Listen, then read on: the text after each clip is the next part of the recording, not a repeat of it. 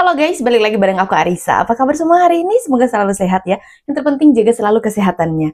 Video kali ini masih terkait dengan RRT ya masih terkait dengan para penggugat ijazah Pak Jokowi. Nah, di sini ada yang menarik ini teman-teman ya. Dokter Tiva itu menantang hukum. Katanya mereka itu tidak takut hukum, begitu teman-teman. Nah, ada hal yang menarik juga lainnya. Ternyata mereka ini lapor ke PKS karena merasa dikriminalisasi begitu ya. Kalau lapor sana sini kan belum mempan ya. Sekarang mereka lapor ke PKS. Ada juga statement dari Dokter Tiva yang dipatahkan oleh Inalim, teman-teman. Wah, semakin menarik ya, teman-teman ya. So, nggak usah lama-lama lagi, kita langsung gas aja deh ke videonya. Bawain mas. Ya, bawain. Bawain. Oh iya. Ya. Oh iya. Nah, baik. Ya, baik. Saya akan tambahkan lagi. Sedikit rempong ya, teman-teman ya. Oke.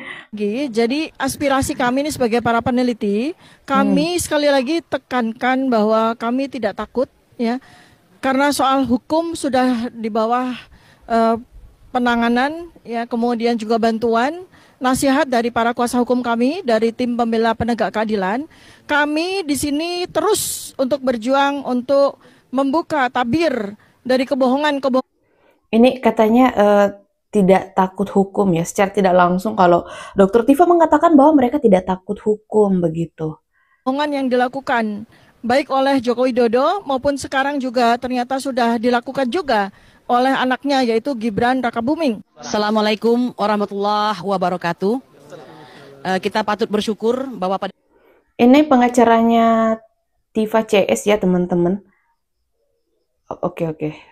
Ini merasa dikriminalisasi katanya Roy Suryo CS lapor ke PKS, ini captionnya teman-teman. hari ini kembali dan kembali bahwa PKS sebagai fraksi patut kita beri acungan jempol.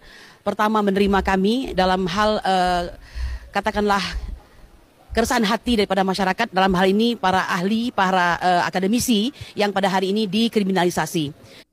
Ini mereka selalu ini ya bawa-bawa nama masyarakat begitu. Ya kan masyarakatnya mereka yang bergerak ya, lebih tepatnya. Memang DPR itu tugasnya adalah selain regulating, budgeting juga mengawasi. Jadi tidak ada tempat lain yang lebih tepat daripada tentu datang ke DPR. Tepatnya pada hari ini dikawal oleh Komisi 3 dan Komisi 10 ya. Komisi 10 itu membidangi pendidikan, kebudayaan, kemudian juga ekonomi kreatif ya, olahraga, pemuda dan sebagainya. Sedangkan Komisi 3 mengawal tentang hukum dan hak asasi manusia. Kami ingin mengatakan insya Allah tadi sudah terima dengan baik. Segala resah hati ini sudah disampaikan dan mereka insya Allah mengerti, dan ternyata memang butuh untuk dimengertikan karena mungkin tidak banyak informasi yang mereka dapatkan ya. Nah, meskipun tentunya ya iya, siapapun tamu yang datang pasti ya dihargai ya begitu. Untuk next, tidak boleh lagi dong kalau ada wakil rakyat yang tidak tahu dengan urusan yang sedang viral itu. Bukankah di Indonesia ini no viral, no justice ya? Nah, oleh karena itu kita berharap dengan pertemuan tadi, jika aturannya tidak benar. Tapi bentar deh, itu Pak Roy Suryo di belakang kok ini ya mau senyum-senyum, lebih tepatnya sih mau ketawa ya. Maka segeralah mereka membentuk suatu aturan yang benar yang disebut dengan bonum universalus eo definitius ya. Semakin ilahiyah, semakin baik, semakin merangkum semua kebutuhan daripada masyarakat ya. Nah, kami berharap Tifauzi ini lebih tepatnya mereka lapor ke DPR lagi ya. Tia Suma, Roy Suryo, Rismon Hasyolan Sianipar, yang ketiganya adalah aset bangsa. Berjuang tanpa pamrih ini jangan dengar teman-teman, aset bangsa. Dikriminalisasi, tapi dihargai. Kalau tidak mampu menghargai, jangan mengkriminalisasi. Pelajari, jika Anda menemukan kebenaran itu, maka dukung, lalu tegakkan kebenaran dan. Tapi bentar deh, dikriminalisasi. Sampai mereka mencetak buku ya. Ya kan belum juga ditangkap-tangkap. Kalau kriminalisasi itu kan gimana ya? Kayak ruang gerak mereka itu terbatas begitu. Ini kan bebas begitu ya, teman-teman. Bahkan buku mereka udah tercetak, itu udah terjual. Keadilan. Saya kira demikian yang bisa. Orchid Park secara naratif, karena kami juga sampai dengan hari ini semua saya kira seluruh rakyat Indonesia. Ini apa ketahuan ya Dokter Tiva ngibulnya. Dokter Tifa mau ngibul udah terpatahkan langsung. Itu belum pernah melihat sertifikat kelulusan dia dari Orchid Park Secondary School, ya. Dan supaya rakyat semua tahu bahwa Orchid Park Secondary School itu adalah jenjang SMP. Jenjang SMP ya, supaya tahu. UTS itu universitas negeri, public university. Oh, jadi katanya sekolahnya Gibran itu jenjang SMP. Itu ya teman-teman. Mereka ini kan menggugat ijazah SMA-nya Mas Gibran ya. Ya mereka nggak percaya dong dengan ijazahnya Mas Gibran. City lah.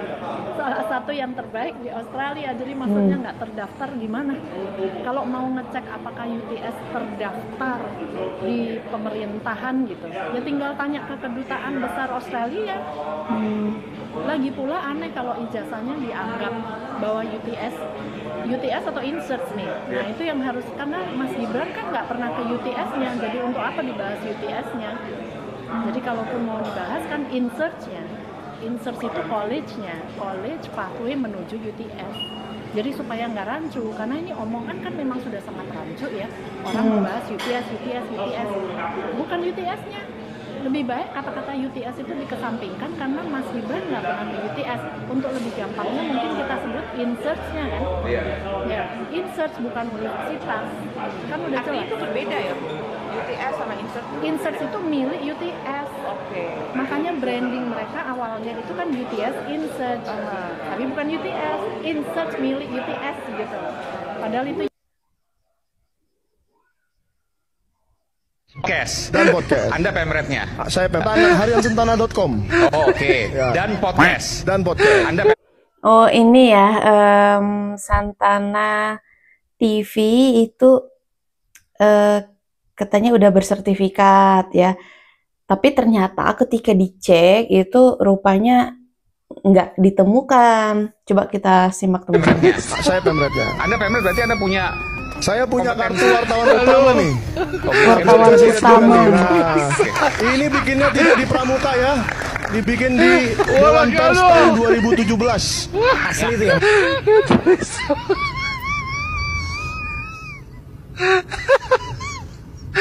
Ini kan dibikinnya di Dewan Pers 2017 katanya. Ini kan ada yang lagi ngecek nih teman-teman. Coba kita lihat ya.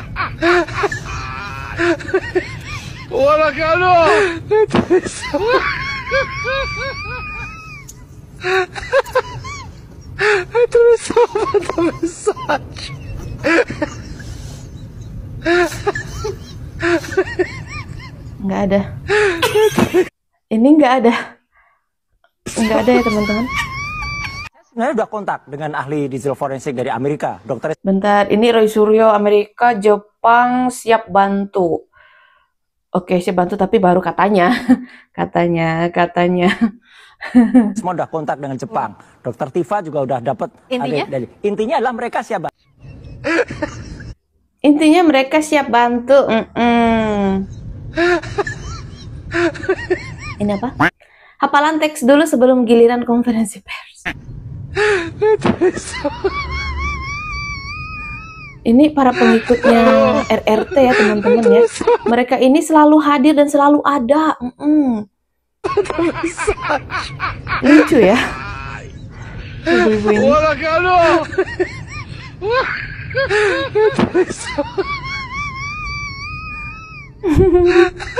Dihafalin dulu banyak itu Bu, emang mampu. Pusing pala Bu. Ya udahlah Bu. Oh ini lagi nunggu giliran ya.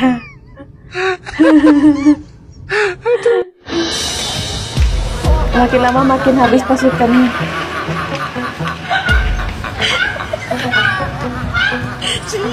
Tapi bentar deh, bener ya?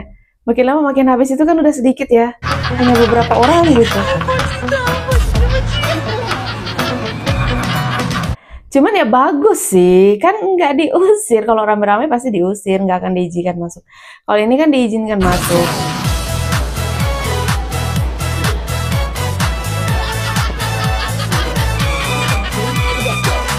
Bentar. Aku baru ngapain ke Kementerian Kebudayaan? Hah? Iya, ke situ situ ya mereka? Sebentar. Apakah iya? Kalau iya ngapain gitu? Bener ya, kalau iya ngapain gitu? Bener sih captionnya.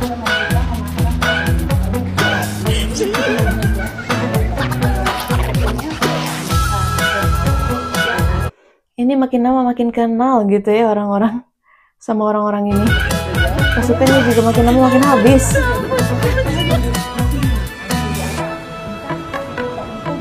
Tapi bentar, kalau lama-lama ngeliat mereka ini lucu ya teman-teman ya. Ibu-ibu ini lagi, ini para ibu-ibu lagi apa ini? Lagi berunding sama sapamnya atau bagaimana? Atau mereka minta untuk masuk tapi nggak diizinkan atau gimana?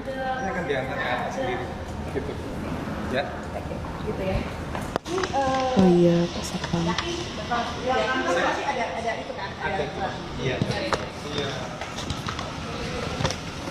Berapa orang sih mereka? 5 ya? Berlima sama kameramennya. Kita kan baru aja itu kok Bapak udah main lari-lari itu kenapa ada apa Pak? Sebentar, ini kan si bapaknya keker ya, si ibu-ibunya ya seneng gitu. Loh, mana Pak? Oke.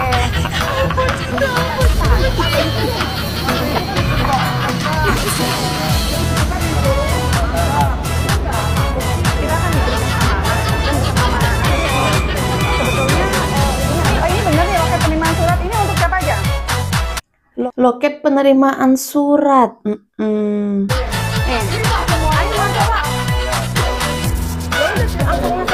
Oh, ini kayaknya mereka mau ngirimin surat ya. Mau masukin surat kayaknya. Mereka aja nggak siap. Ya mau pakai kong-kali-kong segala. Assalamualaikum.